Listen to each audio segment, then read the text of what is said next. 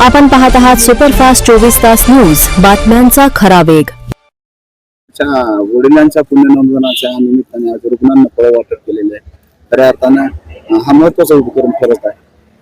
हो, माझे वडील पूर्वाजी कामाजी येंगडे हे मिस्त्री काम करत होते आणि मिस्त्री काम करत शेती काम, मिस्त्री काम आणि जे त्या काळामध्ये पूर्वीच्या इतिहास काळामध्ये जे काही असेल ते काम करत आम्ही सर्वजण 6 बहिणी आणि 4 भाऊ असा आमचा 10 जणांचा परिवार, मोठा परिवार. आणि या कष्टामधून माझ्या वडिलांनी आम्हाला सर्वांना शिक्षणाची संधी दिली. आम्ही आजपर्यंत चांगल्या चांगल्या पोस्टला गेलो, सगळ्यांना शिक्षणाची संधी दिली. आणि मी शिक्षक म्हणून सेवानिवृत्त झालो. 38 वर्ष बालविद्या मंदिर प्राथमिक शाळेमध्ये 38 वर्ष मी सेवा केली. आणि ह्या सेवेचा आणि माझ्या वडिलांची जी समता, स्वातंत्र्य आणि बंधुत्व हे जे विचारावरची जी निष्ठा होती ती निष्ठा आम्ही पूर्णपणे पार पाडण्याचा प्रयत्न करतो.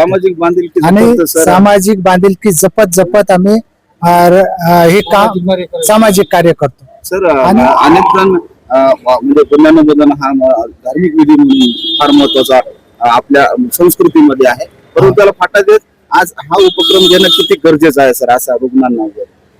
आपण अशी श्रद्धांजली अर्पण करत असताना सर्वांना बोलावून जेवण खावण करून त्यांच्याशी आपण करतो. परंतु असं होतं की हे जे आरोग्य ही जी संपदा आहे ही अतिशय महत्वाची आहे. आणि रुग्ण जे असतात हे अतिशय गोरगरीब असतात. अशा यांना आपण तळागाळातल्या अशा रुग्णांना आपण जर फळ दिले तर उलट आणखीन ती चांगली गोष्ट आहे.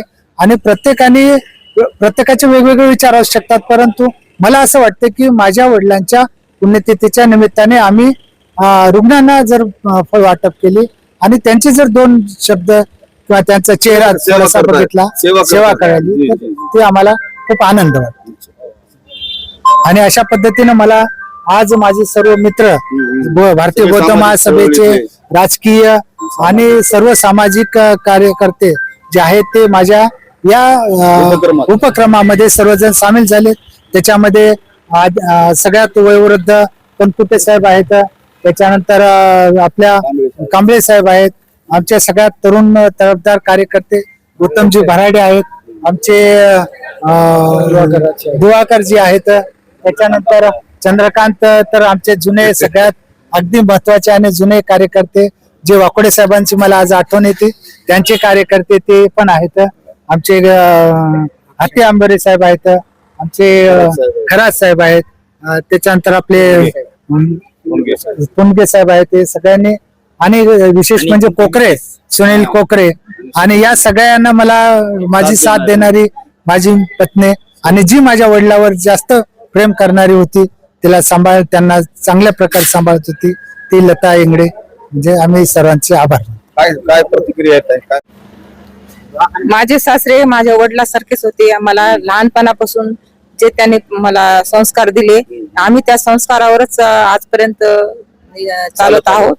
तरी आम्ही त्यांच्या स्मरणार्थ आम्ही हा फळ वाटपाचा निर्णय घेतलेला आहे, जो करून आम्हाला त्यांचं थोडस पुण्य मिळावं की त्याच्यासाठी आम्ही या भावनेतून आम्ही हे फळ वाटप करत आहोत. काय करायला आपल्या सर्व असं पुण्यनोंदन असतील ते पुण्यनोंदन आपण असं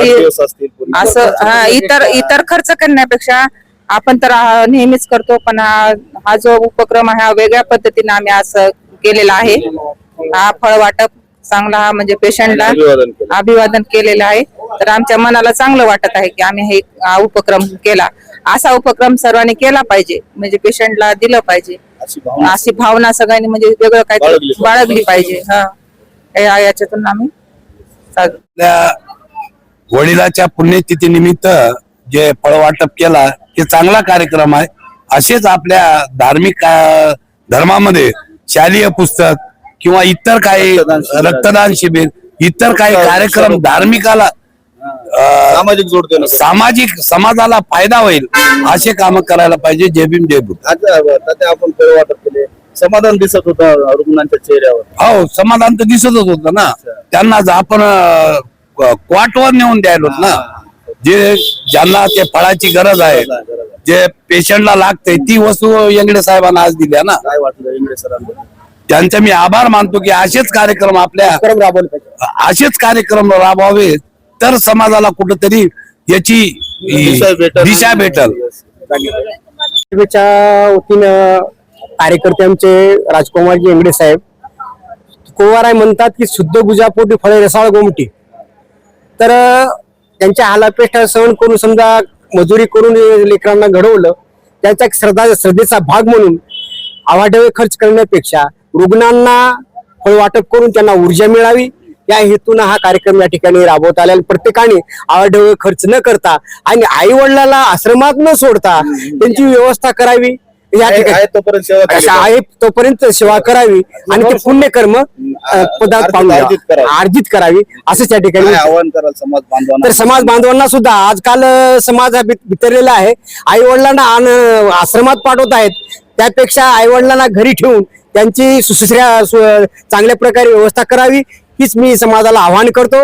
विशेषतः हेच फळं वाटपच नाही तर एखादा मुलगा दत्तक घेऊन किंवा विद्यार्थी जे अनाथ विद्यार्थी आहेत रक्तदान करणं, श्रमदान करणं हे किंवा शालेय साहित्य शालेय साहित्य त्यांच्या स्मरणार्थ वाटप करणं हे उपक्रम स्तुत्य आहे. सामाजिक बांधिलकी. ही सामाजिक बांधिलकी आहे, हेच या ठिकाणी नमूद करतो. जय भीम, नमो बुद्धाय.